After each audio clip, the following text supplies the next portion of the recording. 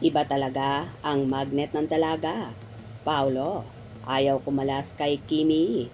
True love na nga ba? I'm overheated, can hardly sleep at night,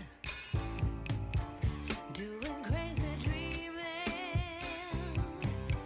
You're the reason why,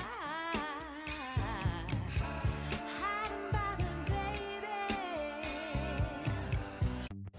Hindi maghihiwalay sina Kim Chiu at Paolo Avellino kahit tapos na ang showing sa mga sinihan ng kanilang pelikulang My Love Will Make You Disappear.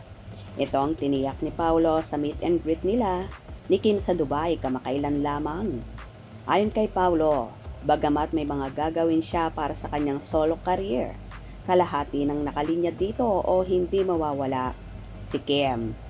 Ani Paolo, may gagawin pa rin naman sila ni Kim na magkasama. Sumabat naman si Kim at sinabi nitong may mga provincial show sila ni Paolo at may mga campaign pa silang gagawin ni Paolo. Online sa kanilang ini-endorsong refreshment dessert para sa isang fast food chain. Hindi nabanggit ni Paolo ang Sit-Sit na isang teleserye uli ang gagawin nila ni Kim sa mga susunod na linggo. Ang nasambit lang nito ay we'll see. Hindi pinalagpas ni Paolo ang pagkakataong pakiligin ng mga Kim Pao Solid sa kanyang linya. Say nito, since demand kayo ng demand na magkasama kami ulit, baka magkaroon ulit. So, tingnan natin. Isa pa, pakilig ni Pao sa mga OFW's fans. Sinabi rin nito ang tungkol sa di niya gustong kumalas sa magandang moment na nangyayari sa kanila ni Kim. Anya, nasa moment ka na ayaw mong matapos. Tanong naman ni Kim, anong moment yan? Say naman ni Paolo, mamaya, habang nakatingin ito sa kapareha. Natuwa naman ang mga solids nang malaman ang pananatiling solid ng Kim Pao.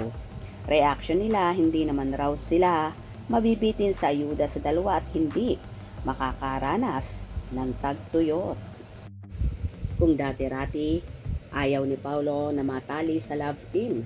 Pero bakit ngayon parang ayaw na niyang kumalas kay Kim? Dahil nga ba may namamagitan na sa kanila kaya ayaw na niyang maghiwalay sa dalaga? At kaya gano'n na lang ang todo bantay niya at pag-check ng isinusuot ni Kimi. Halata naman sa aktor ang pagiging maalaga at palaging concerned kay Kim. Kaya naman feel na feel ni Chinita Princess ang Prinsesa Peg kapag si Paolo na ang kasama at feel na feel niyang secure siya kapag nasa tabi niya ang aktor. Tila na magnet na ng husto si Paolo sa alindog ng kanyang nag-iisang prinsesa. Anyway, tapos na nga ang show si Kim at Paolo sa Dubai.